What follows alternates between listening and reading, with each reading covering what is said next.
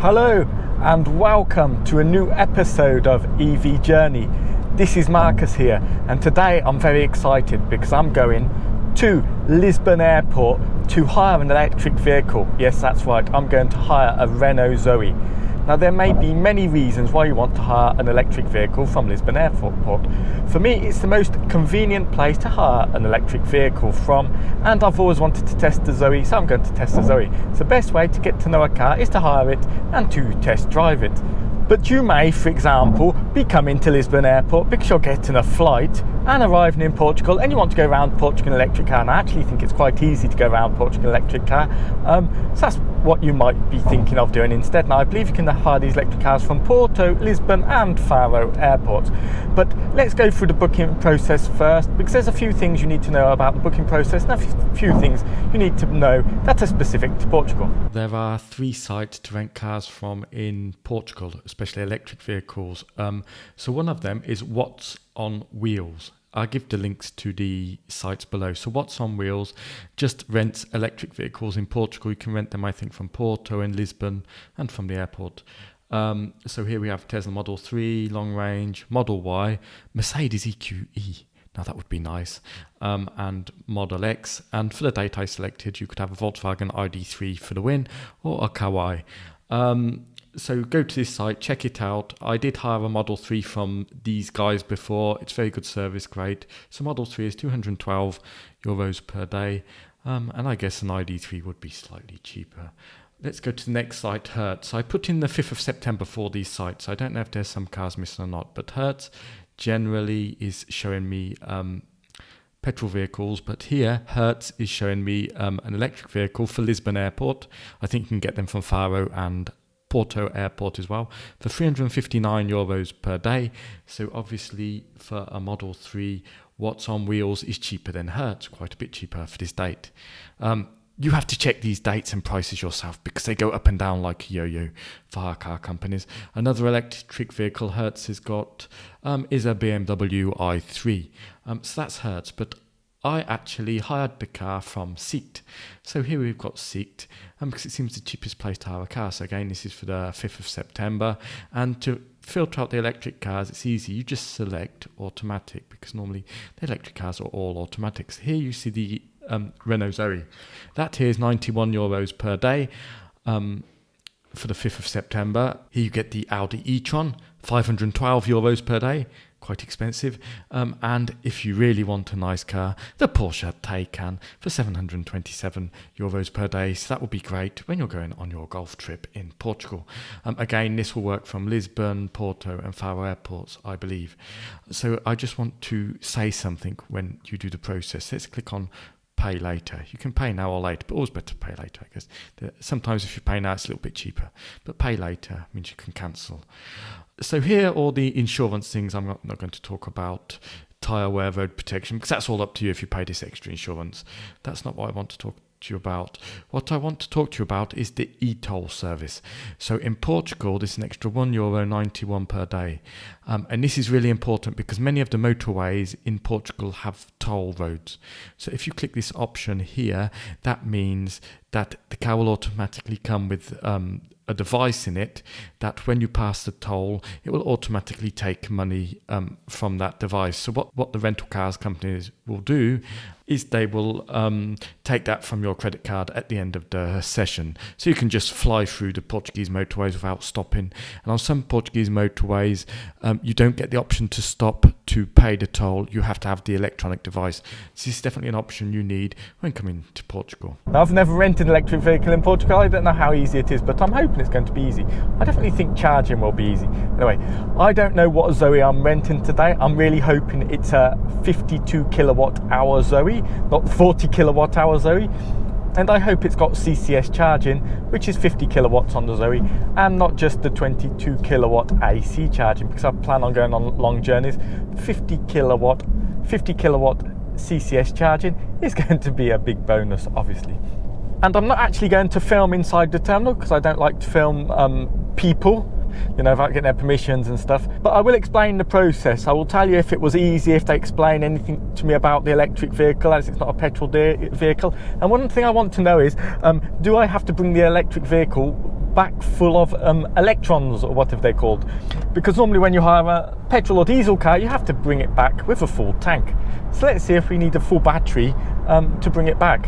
Hopefully we don't, which may be an advantage over hiring a petrol or diesel vehicle. But we will see. So here we are. We're just coming into Lisbon Airport now. I've paid for parking place for this car for 2 days. It's €10 a day. Hopefully it should just be able to read my number plate. It's all entered correctly. It's right by the terminal, so literally I'll have to walk for 2 minutes to get to the car hire place. Oh, is that an EQS? I can see an EQ. I think that's an EQS on the roundabout. The new electric Mercedes. Now, unfortunately, I won't be hiring that car today, but that's an EQS, isn't it? Oh, it looks big. Looks nice. Big car for big people, probably. Probably expensive.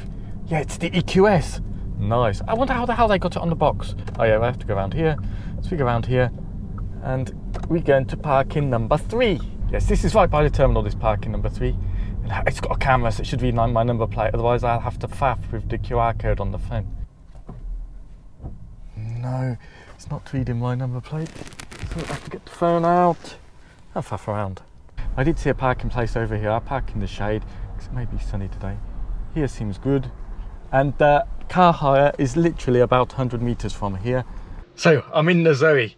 Quite a quick process actually. There was 3 people in front of me. You had to get a ticket, but there were 3 workers. They're extremely quick and efficient, because sometimes in these car hire places it can be really slow. But I just gave them my 3 documents, ID, driving license and credit card, and it was all really quick. Now the question I wanted to know was, do we have to give the car back full or empty?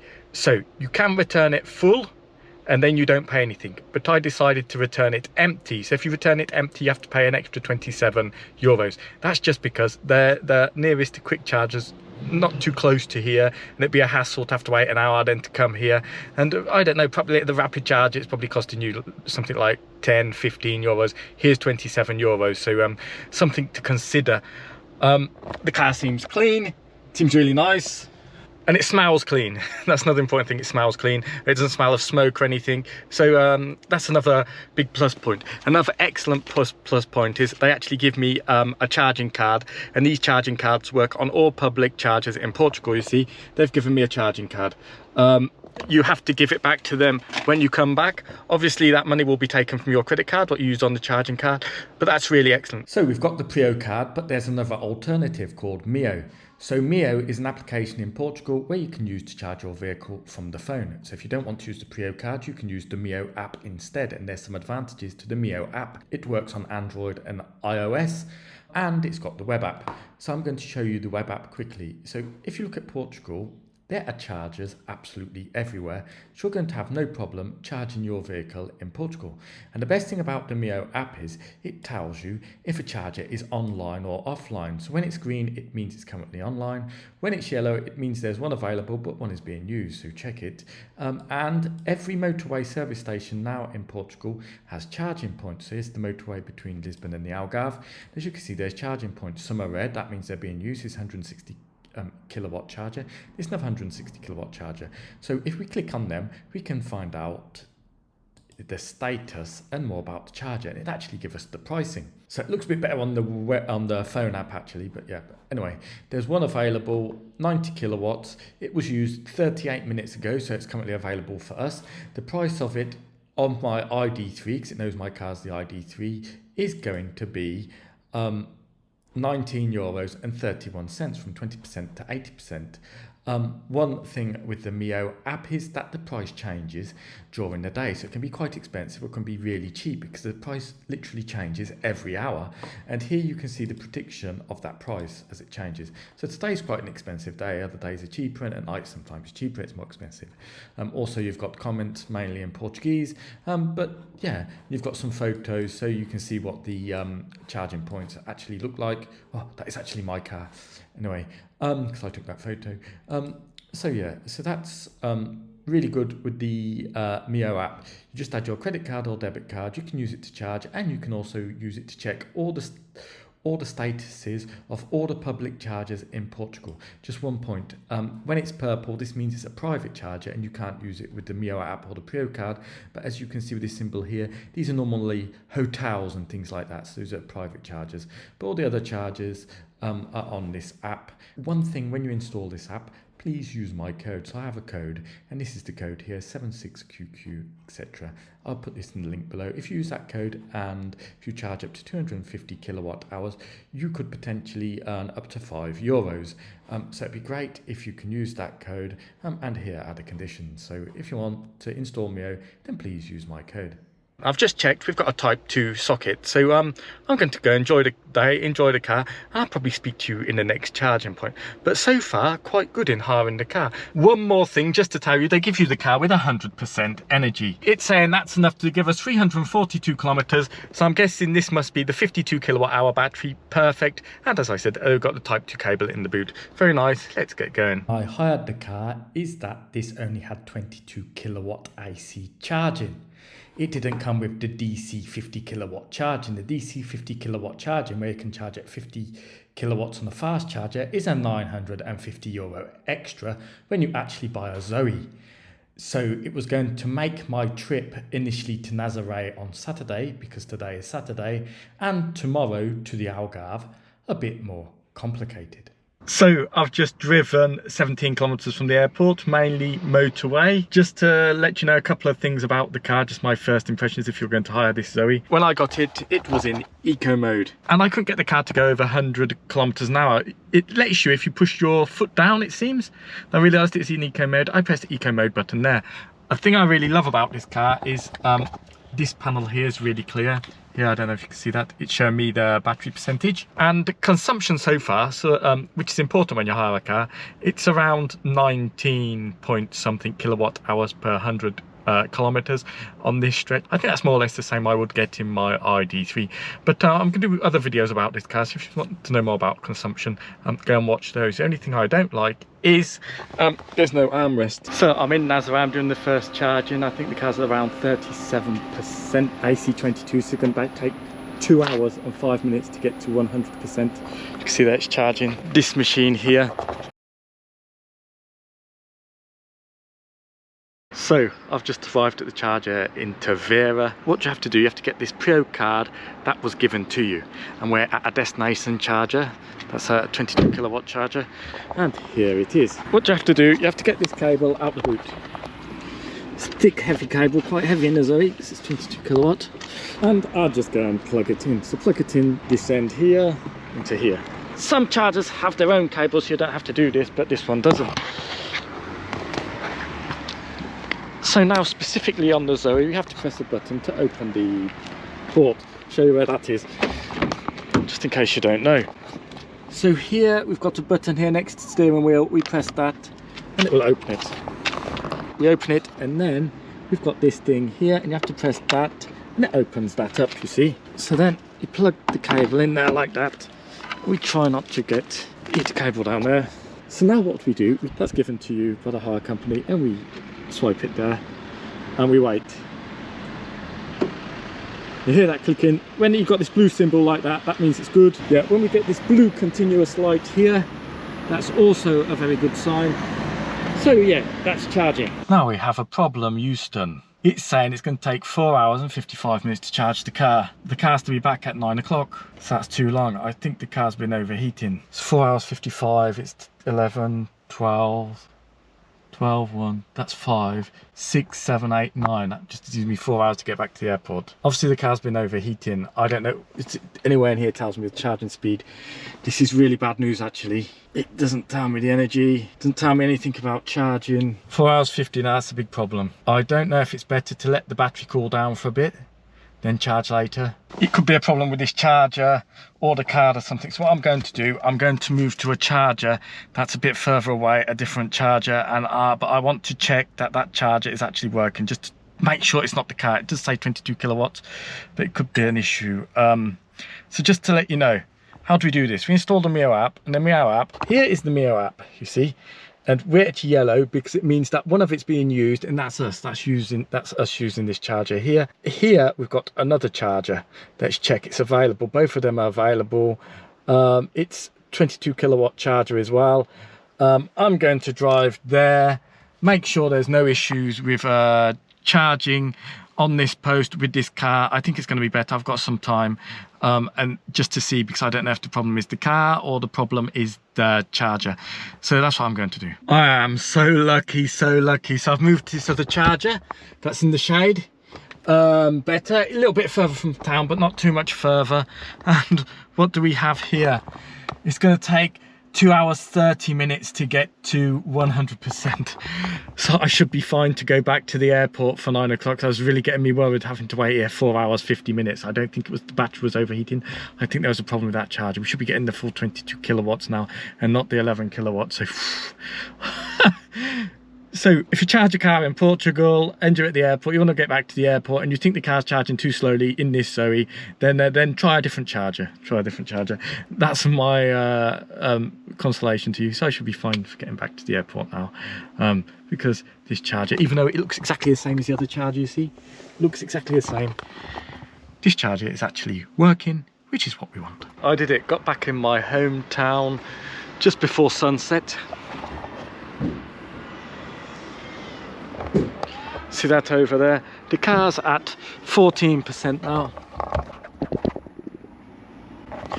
Just so you know, the efficiency was 22.1 coming from the Algarve back home. So I'm going to charge the car to 30% because it's just over 30 kilometers from here, the airport. So if I charge it to 30%, I should get to the airport around 10%. It's mostly motorway, and so I think that would be good. That'll be fine because I've paid the 27 euros, so they can charge, so I don't have to bring it back fully charged. Bringing this car, they did say they wanted 95% charge if you don't pay the 27 euros. It's well worth paying the 27 euros. So I probably won't be here very long, probably 20 minutes, I don't know. Anyway, you see it's charging. Let me just sum it up while it's charging. So basically, we've hired the car. I've got another 30 kilometers to go back to Lisbon Airport. I don't see there being any issues. If there are issues, I'll add them to this video, but I don't think there will be. Yeah, I think it's a great car to hire, this Zoe. If you're unfortunate and get the 22 kilowatt version like I did, I don't think it's too bad. If you want to go to the Algarve for a few days, or you want to come back to Lisbon from the Algarve, if you want to go to Porto, even in 22 kilowatt, I think you can just about do it.